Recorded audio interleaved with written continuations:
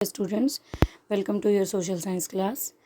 So we are continuing this chapter, power sharing.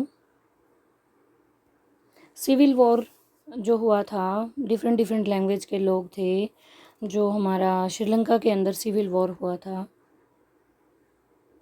इसमें क्या हुआ था कि बहुत सारी पॉलिटिकल जो ऑर्गेनाइजेशन थी वो बनाई गई थी 1980 में, और वो जो तमिल ईलम था नॉर्थ में, वो तमिल ईलम को एक इंडिपेंडेंट लैंग्वेज का नाम देना चाहते थे, इंडिपेंडेंट नॉर्थन एरिया को इंडिपेंडेंट बनाना चाहते थे, और ईस्टर्न पार्ट जो श्रीलंका का था उसको। तो यहाँ पर दो कम्युनिटीज़ के अंदर आपस में वाइड स्प्रेड कॉन्फ्लिक्ट हुआ, बहुत ही बड़ा संघर्ष हुआ, आपस में उनके झगड़े हुए, लड़ाइयाँ हुई, फाइट हुई, पूरा वार हुआ। तो यहाँ पर दोनों लैंग्वेज के लोग फाइट कर रहे थे कि हमें इंडिपेंडेंट लैंग्वेज बनाया जाए या हमें वहाँ पर अथॉरिटी दी जाए। तो दोनों में आपस में बहुत झगड़ा हुआ। तो ये इसका रिज़ल्ट ये हुआ कि ये सिविल वार में कन्वर्ट हो गया, और इसका रिज़ल्ट क्या रहा? Thousand of peoples were forced to leave the country. बहुत सारे हज़ारों लोगों को अपना देश छोड़ने के लिए उनको फोर्स किया गया।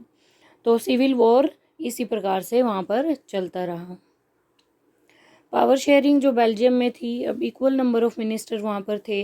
डच लैंग्वेज बोलने वाले जो लोग थे उनके मिनिस्टर अलग थे, फ्रेंच बोलने वाले लोगों के मिनिस्टर वहाँ पे अलग थे। तो इस प्रकार से वहाँ पर सेंट्रल गवर्नमेंट बनाई गई।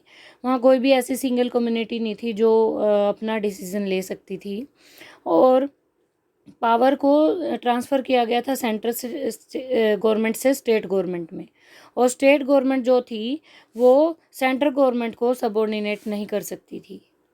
और जो सेपरेट गवर्नमेंट थी ब्रुसेल्स की, उनको इक्वल रिप्रेजेंटेशन वहाँ पर दी जाती थी for the French and Dutch. जो सेपरेट गवर्नमेंट थी वो दोनों को ही इक्वल समझते थे और दोनों को ही रिप्रेजेंट करते थे, जो कि ब्रुसेल्स लैंग्वेज थी। फॉर्मेशन ऑफ कम्युनिटी, जो वहाँ पर कम्युनिटी थी उन्होंने गवर्नमेंट बनाई थी जो कि वहाँ पर लोगों के द्वारा ही बनाई गई थी। वन लैंग्वेज कम्युनिटी वहाँ पर थी, एक तो डच की और एक फ्रेंच की और जर्मन की। वेयर एवर दे लिव, जहाँ भी वो रहते थे वहाँ पर उन्होंने अपने अपने कम्युनिटी गवर्नमेंट बनाई थी। दिस हैज़ पावर रिगार्डिंग, तो ये पावर के रिगार्डिंग थी। वहाँ पर अलग कल्चर, एजुकेशन और लैंग्वेज के से रिलेटेड बहुत सारे इश्यूज़ थे। पावर शेयरिंग का जो क्या रिज़ल्ट निकला कि the country united respecting of the feeling of different communities and regions. इससे अलग अलग रीजन में और अलग अलग कम्युनिटीज़ में तो अलग ही प्रकार की एक फीलिंग थी जो एक यूनाइटेड रिस्पेक्ट को क्रिएट करती थी कंट्री के अंदर। अब बेल्जियम और श्रीलंका के दोनों में डिफरेंस देखते हैं। यहाँ पर सिमिलैरिटीज़ थी, दोनों ही डेमोक्रेटिक कंट्रीज़ थे, और यहाँ पर डिफरेंस क्या था? Power sharing arrangement of is different. वहाँ पर पावर शेयरिंग अरेंजमेंट अलग था, लेकिन सिमिलैरिटी क्या थी कि वहाँ पर डेमोक्रेसी थी। अब यूनिक क्या था बेल्जियम के अंदर, और लीडर्स वहाँ पर क्या रियलाइज़ करते थे, देश में यूनिटी कैसे आई थी, क्या पॉसिबिलिटी थी, और वहाँ पर क्या था कि फीलिंग्स की, किसकी फीलिंग को रिस्पेक्ट किया जाता था, और कौन कौन से इंटरेस्ट थे अलग अलग कम्युनिटीज़ और रीजन में, और वहाँ पर क्या ड्रॉबैक्स थी सिस्टम में, श्रीलंका के सिस्टम में क्या ड्रॉबैक थी, और जो डोमिनेंस था, dominance of majority community Sinhala by the refusing the power sharing with Tamil resulting in disunity. तो जो सिंहली भाषा बोलने वाले लोग थे उसका उन्होंने क्या पावर शेयर करने से रिफ्यूज़ कर दिया था तमिल्स के साथ, और इसका रिज़ल्ट क्या हुआ? डिसयूनिटी बन गई। वहाँ पर क्या हुआ, उनकी आपस में यूनिटी नहीं थी, उनके अंदर डिसयूनिटी क्रिएट हो गई। अब पावर शेयरिंग डिज़ायरेबल क्यों है एक डेमोक्रेसी के अंदर? डेमोक्रेसी में प्रूडेंशियल वे से अगर देखते हैं तो ये रिड्यूस करती है कॉन्फ्लिक्ट को, कॉन्फ्लिक्ट जो भी जितने भी लड़ाई झगड़े होते हैं सोशल ग्रुप्स के अंदर, स्टेबिलिटी होती है पॉलिटिकल पार्टीज़ के अंदर, और बेटर आउटकम्स होते हैं अगर प्रूडेंशियल वे से देखते हैं। तो मॉरल वे से देखते हैं, it is a spirit of democracy, ये डेमोक्रेसी की एक स्पिरिट है, और people have the right to be consulted for governing practices. तो इसमें क्या होता है, लोगों को पास राइट होता है कि किस प्रकार से सरकार चलाई जानी है, तो ये उनसे कंसल्ट किया जाता है। power sharing is valuable. Why in democracy should political power be distributed? अब इसमें क्या है कि पावर शेयरिंग को कैसे डिस्ट्रीब्यूट किया गया है पॉलिटिकल पार्टीज के अंदर। पॉलिटिकल जो people are the source of all the power, लोग, जनता के पास ही सारी शक्तियां हैं, सबको पता है। People rule themselves through institutions of self governance. तो सेल्फ गवर्नेंस की जो गवर्नमेंट बनाई गई है, तो लोग, जनता अपना क्या करते हैं, खुद ही वहाँ पर रूल्स बनाते हैं और सरकार को चलाते हैं। Due respect is given to diverse groups and views. वहाँ पर सभी ग्रुप्स को और सभी सोशल ग्रुप्स को वहाँ पर रिस्पेक्ट दी जाती है। तो सभी के पास अपनी वॉइस है, ठीक है। तो अपनी पब्लिक, जो पब्लिक के अंदर वो अपनी पॉलिसीज़ लागू करते हैं, तो अपनी वो आवाज़ उठा सकते हैं किसी भी बात के लिए।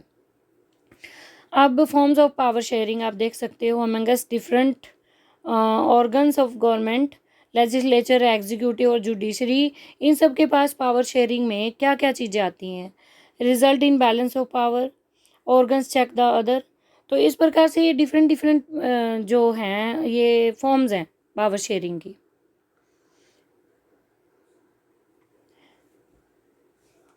ये जो गवर्नमेंट है, गवर्नमेंट डिफरेंट लेवल्स पे, ये जो पावर शेयरिंग है गवर्नमेंट के डिफरेंट लेवल्स पे पावर शेयरिंग की गई है। Vertical division of the power. And इसमें क्या होता है, पंचायत और म्यूनसिपैलिटी के पास भी पावर होती है। और constitutional distribution of power of the state and centre. Centre और स्टेट के पास अपनी पावर होती है, स्टेट गवर्नमेंट की। और जो जनरल गवर्नमेंट होती है for the entire country called centre. जो पूरी जनरल गवर्नमेंट जो होती है, पूरे देश को चलाती है, जो होती है सेंट्रल गवर्नमेंट। और अलग अलग लेवल पे अगर होती है, मान लो स्टेट लेवल पे, तो वो स्टेट गवर्नमेंट होती है, ठीक है।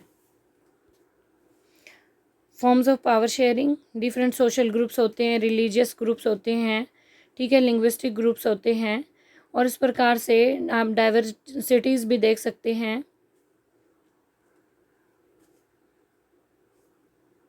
पॉलिटिकल पार्टी, प्रेशर ग्रुप्स और मूवमेंट्स जो होती हैं, उनके पास भी पावर्स होती हैं। तो आप देख सकते हैं influence of interest groups, businessmans, industrialist, farmers and industrial workers. और formation of coalition government when the different parties form different government. अब हम श्रीलंका की बात करते हैं। 1956 में, तो आप लोगों को मैंने पहले बताया था, सिंहली भाषा बोलने वाले लोग वहाँ पर ज़्यादा थे और वहाँ पर उसको ही ऑफिशियल लैंग्वेज बना दिया गया। और वहाँ पर अलग अलग पॉलिसीज़ थी। तो सिंहली भाषा को वहाँ पर जो मेंबर्स थे, कम्युनिटी के मेंबर्स थे, सिंहाला लैंग्वेज के बोलने वाले लोग थे ज़्यादा, थे, इसीलिए वहाँ पर गवर्नमेंट बना दी गई इसी की। It also give job for them only. तो सिंहली भाषा वाले लोगों के लिए ही वहाँ पर ज़्यादा जॉब्स अपॉर्चुनिटी थी। और जो स्टेट था, state to protect and foster Buddhism. तो बुद्धिज़्म को, महात्मा बुद्ध को मानने वाले लोग वहाँ पर अलग थे। और तमिल लोगों ने प्रोटेस्ट किया था कि उनको रियलाइज़ कराया जाए, and they are being discriminated. उनको डिस्क्रिमिनेट किया जाता था, उनको सारे राइट्स नहीं मिले हुए थे बुद्धिज़्म, जो फॉलोवर्स ऑफ बुद्धिज़्म को। And which soon converted into civil war. इसी की वजह से वहाँ पर, इसी रीज़न की वजह से वहाँ पर सिविल वॉर हुआ था। तो श्रीलंका तमिल्स के अंदर जो पोजीशन थी वहाँ पर क्या थी, तो उन्होंने पॉलिटिकल पार्टीज़ लॉन्च की थी और जिनको रिकॉग्नाइज़ किया गया तमिल्स के नाम से, और ऑफिशियल लैंग्वेज भी तमिल को ही बनाया गया। तो वहाँ पर डिमांड की गई, ऑटोनॉमी को की डिमांड की गई, और इक्वल अपॉर्चुनिटी होनी चाहिए एजुकेशन में और जॉब्स में, सब लोगों की डिमांड थी। तो पॉलिटिकल ऑर्गेनाइजेशन वहाँ पर बनाई गई थी जिनमें डिमांड की गई थी इंडिपेंडेंट तमिल ईलम होना चाहिए नॉर्थ के अंदर और ईस्ट श्रीलंका के अंदर।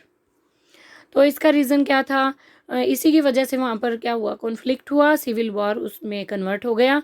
Many Tamils died and were forced to leave the nation. उनको नेशन, राष्ट्र को छोड़ने का उनको फोर्स किया गया छोड़ने के लिए, और वहाँ पर नए कानून बनाए गए। इसका इफेक्ट क्या हुआ, civil war affected social, economic and cultural life of Sri Lanka very badly.